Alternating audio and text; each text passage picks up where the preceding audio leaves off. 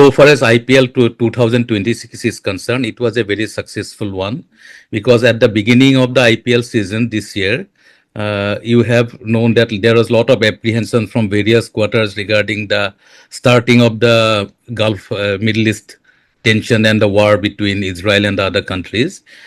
So there were a lot of apprehension, but nothing stopped the IPL from going from the beginning without any hassles, and it went off very nicely without any breakage, without any suspension, without any tension also. Because if you recall the last year, in the middle of the IPL, we have to suspend the tournament for about 10 days because of the problem in Pahalgam and the subsequent events. I have to thank all the fans, all the broadcasters, all the other stakeholders, including the team franchises, players, etc., for their wonderful support and making it one of the most successful IPL in his history of 19 years. So we are looking forward for the next year, which will be 28th edition of IPL, and we'll make it very big. But so far as your other question is concerned, this year also IPL started on around 29th of March and it was over by 31st of May. Only thing which we are discussing is that during the fag end of the tournament after 15th of May, because of either there are issues regarding the weather, particularly in some areas there is apprehension of having rainfall or pre-monsoon season starting, or on the other hand there are warm weather, hot conditions which is not very conducive either for the players or for the crowds or the fans. So therefore, there is a discussion going on in BCCI as well as in our IPL GC regarding whether we can start the tournament little bit early than the fag end of March. From next year, we'll make an effort, and I have already instructed our general manager, games development, to look for the windows whether we can start it by 10th of March, so that we want to conclude it by 15th of May, so that there is no adverse weather conditions in the run up to the final stages, playoff and the finals of the IPL 2020-27, which will be the 28th edition of IPL. So far as the other thing regarding increase of the number of matches, that is not feasible right at this moment because we have to consider many other factors regarding various players coming from various nations, and with lot of difficulties we are getting this 2 months window. But it will be very difficult to enhance it to go beyond 2 months because other countries are also have to pay bilateral matches, and there are various other things relating to international draws and fixtures. So at this moment, there is no discussion regarding increasing it from 74 to any further matches up to 94, which is not happening immediately. In course of later years, I do not know what will be the position, but right at this moment, I don't see any possibility of increasing it from 74 to 94, because for that it is not only India is to be considered, but the interest of other cricketing nations of the ICC, especially players from Australia, England, New Zealand, South Africa, all are playing in this tournament, West Indies. So we do not want to upset their bilateral matches also and other international fixtures, including various other multi-country tournaments. So at this moment, I don't see any chance of increasing it beyond the window of 2 months, which will accommodate only about 74 matches with lot of double headers during the run-up of the tournament. What I am trying to fix is that we have a very long domestic cricket schedules. If you look at our domestic cricket, it is a robust system which is in place. We started sometime in the later part of August with Irani Trophy and all the matches, and it goes up to the Ranji Trophy final, which happens in the month of March. Already we have about 7-8 months long period of domestic cricket. So we have to squeeze in some of the matches so that we finish our domestic cricket by 10th of March, so that we can start it immediately. Maybe if we can finish it off by first week of March, then maybe it is a possible thing that we can start it before 15th of March, which will take the final stages of the IPL to about 15th of May, which is still pleasant weather in most of the places. But after 15th of May, if you look at the weather conditions, especially in the northern part and the western part of the country, it is very warm and very humid, as well as the temperature is quite high. I have gone to a lot of matches.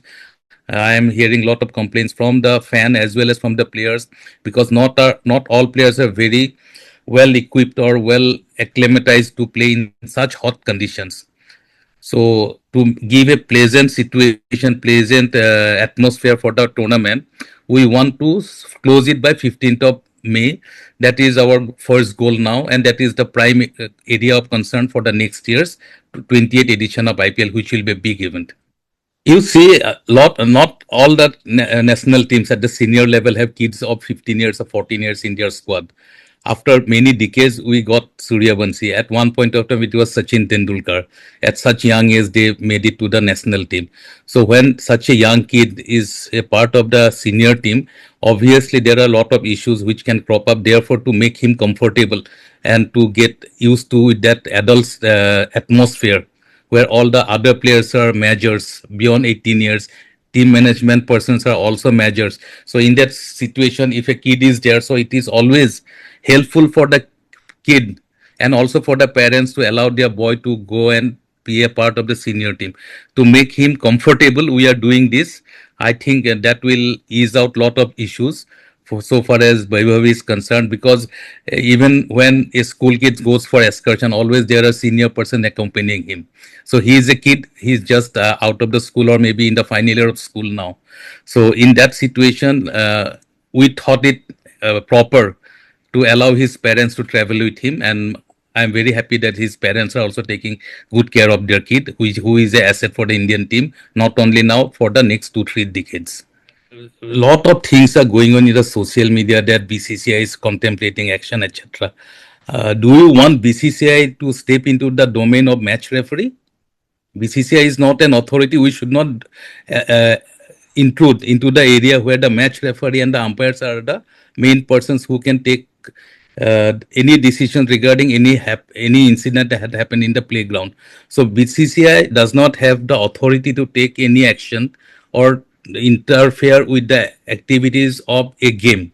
Whatever has happened, it was a part of the game, and therefore, under the BCCI rules, under the ICC regulations, the national federation or the BCCI or the board have no role to play. The role depends upon the match referee. If anything is going wrong, he will take a call, the umpires will take a call, and there is a system in place. So a lot of speculations are there, but these are baseless speculations, and I assure you that BCCI will not include into the domain of the match referee, who is the ultimate authority. He is the competent authority. If there is something going wrong in the ground relating to any player or any cricket activities, the board have no role to. Otherwise, it will be a wrong precedent. It will be interference or including into the domain of the match referee, which BCCI is not going to do. This is not our job. This is not in our rule book. We have a very well knit team. We have lot of experts. All the stakeholders are taken on board, and whatever decision the cricket committee, which is in place, the selectors, and all other stakeholders, including the support staff, head coach, and the players concerned, all are having regular conversation. For that, we do not have to have a special session of interaction. This is an ongoing process, and further to that, I don't think I have to disclose anything before the media or the public, because these are strategical discussions which I am not authorized to speak before the media, number one. And number two, these are certain things which should be kept within the boardroom. BCCI is a cricketing controlling board, and we have nothing to do with what is going on politically in other countries. Why we follow as BCCI whatever government policy is there regarding the country's participation in various bilateral tournaments as well as the multinational tournaments. Whatever regulations and policy the central government had framed, that we are following like any other sports federation, be it football, be it athletics, and BCCI is following. We are not concerned about who is running the government in which country, whether it is democratically elected, undemocratically elected, whether it is a autocratic government. This is none of our business, and we run only cricket. And whenever there will be a schedule of going to any foreign countries for bilateral matches, we will do it. That will be as per our plan of action regarding the schedules.